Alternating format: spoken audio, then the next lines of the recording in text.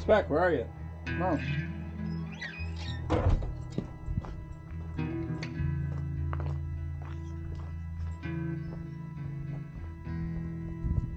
It's not bad out, Spec.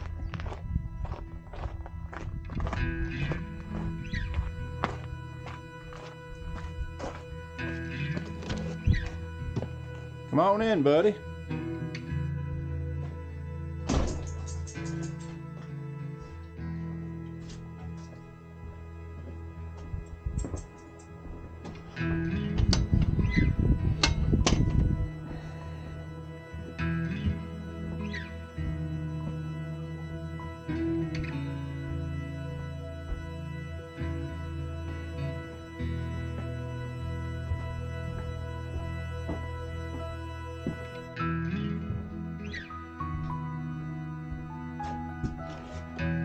I'm sure that looking from the outside, it seems like I kind of took this winter off, mostly ignoring the wooden boat experience.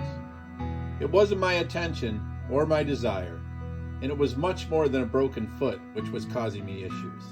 But the weather is going to break soon, and I'm lucky to be able to do what I do. My plans for the immediate future are really exciting, not to mention, summer is coming. This new 360-degree camera I'm using to give you this virtual tour of the compound is going to be amazing, once I get a better handle on editing, that is. It's just another tool for me to use, but the boat footage and river footage using this camera, I just can't wait to see it, the first sunset. Thanks for sticking with me this far. Let's get to episode 17.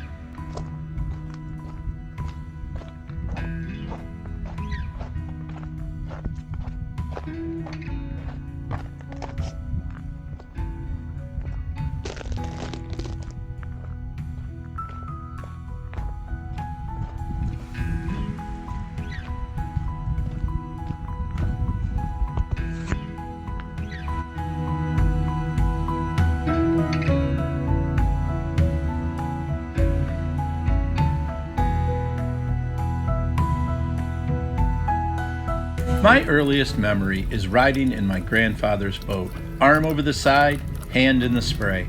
I've spent much of the rest of my life chasing this feeling. All of that has led to this, the wooden boat experience. There he is. Hey, doggy, come here. Say hello. Speckles, get over here.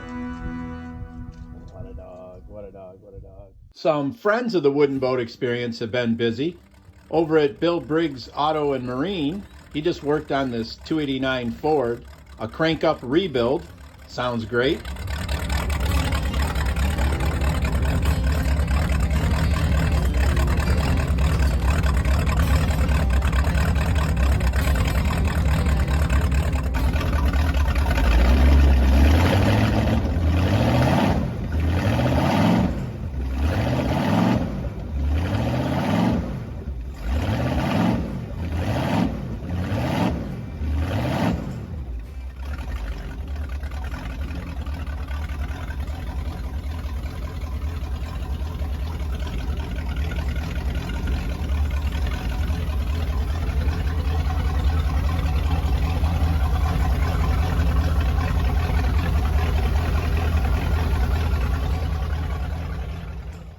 Now down at Gary Green's, Gary's been getting this hackercraft ready, and he brought in young Jimmy Grant, one of our young guns of boat building, to do the varnish job, and boy, it's looking really good. Here's a couple videos from him. Little update on the hacker. This is the first coat of varnish on the hatches, and we're scuffing the second coat of varnish on the top, and that's sealer on the top. We're using Sandusky, and this is the first coat of varnish on the side that we're scuffing. There's Mr. Grant working on it feverishly. Okay, end of the day on Sunday, and Mr. Grant has managed to get 4 coats of sealer on the top and 2 coats of Sandusky varnish on the sides and the transom. And everything seems to blend in pretty well. And right here is where the gouge was, and it's real hard to see unless you really go looking for it. So I'm here working on the 30-foot Hackercraft triple. I've got the deck is sanded with 320 lightly, and now I am working on the sides, and I'm just using a Scotch-Brite pad to scuff it up for the next coat. So for the varnish, I'm using Epiphane's High Gloss with their brushing thinner, and then Penetrol, which helps extend the wet edge time and also helps it flow out a lot better.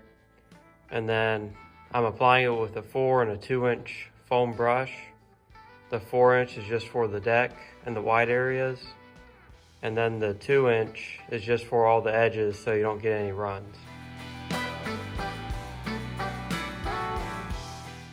Okay, looks like Junior's got this thing pretty much wrapped up.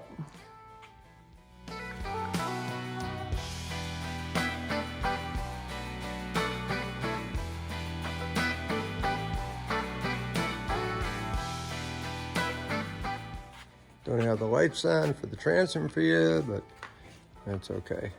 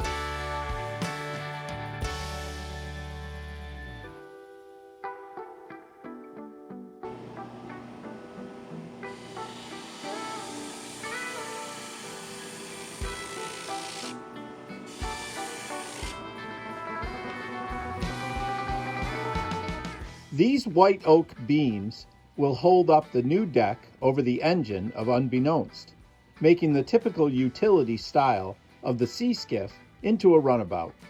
These two beams will also serve as the upper support for the front and back seats. Several smaller beams will run fore and aft between the bigger beams and help create the engine hatch. More details later.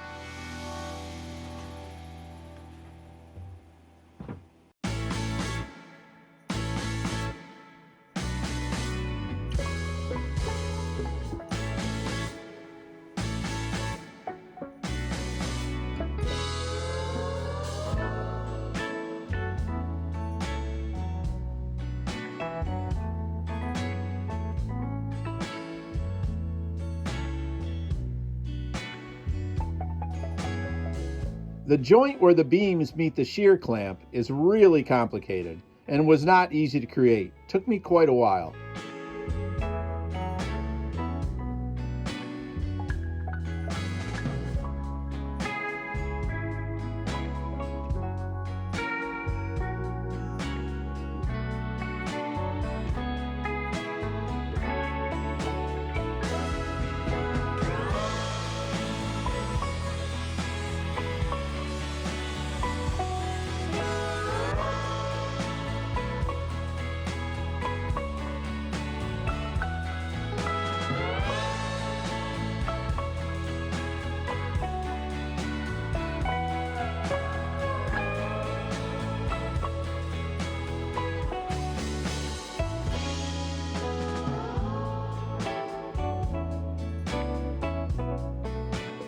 I'm taking my time to make sure this whole framing situation for the deck is correct.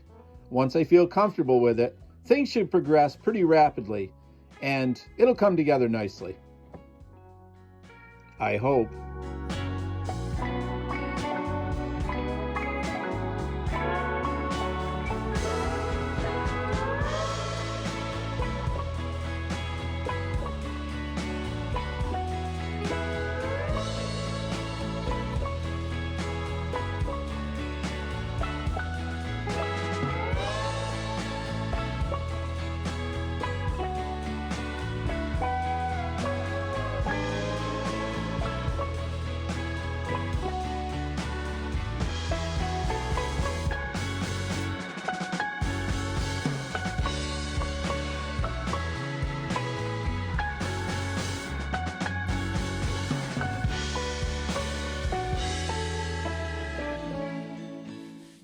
Okay, just to explain what I'm doing here, you can see I messed around with it a little bit with the diamond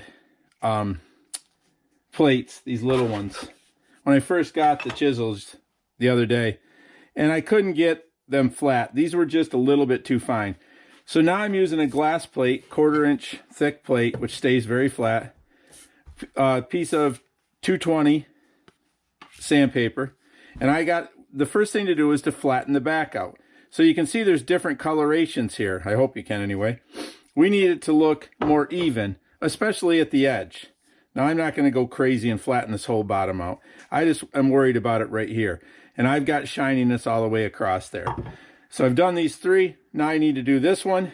And then we'll work on the top and really getting them nice and sharp. These are brand new chisels, but when you get them, they aren't really ready to use.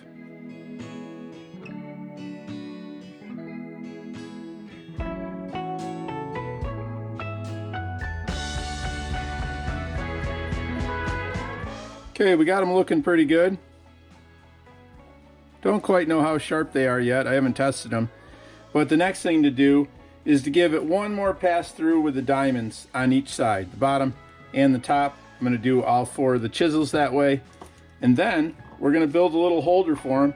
So besides being used to chisel, they won't get dulled any other way by being set next to each other or set down and hitting the edge of the hammer or whatever. It takes very little to ding the sharp blade and a whole bunch to fix the problem.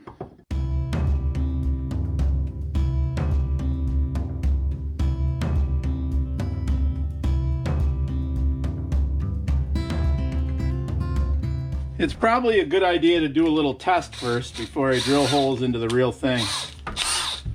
Make sure we don't screw it up. Make sure that these chisels will fit in the hole.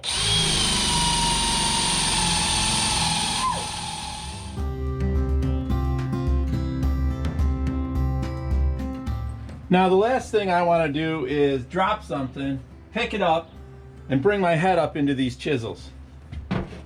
So we'll make a little guard here, and we'll get it very close to the bottom of the chisels. Keep myself and other people here safe.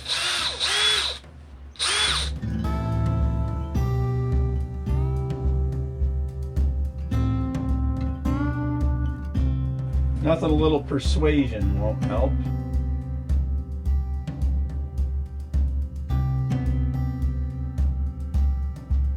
Pretty good right there.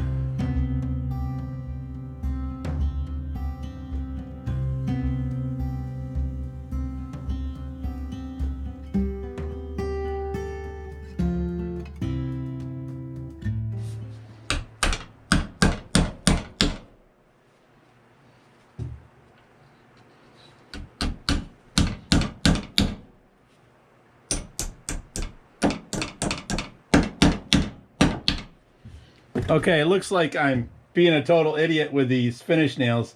I knew this was going to happen. I'm going through white oak. I pre-drilled it. The problem is this is a piece of really old maple, which if anybody has used maple before, when it's old, it's hard as a rock. But I'm going to just go through and take these off with a hacksaw and give them a final little pop in there, and then they'll be fine. Hey, Speckles. How you doing, buddy?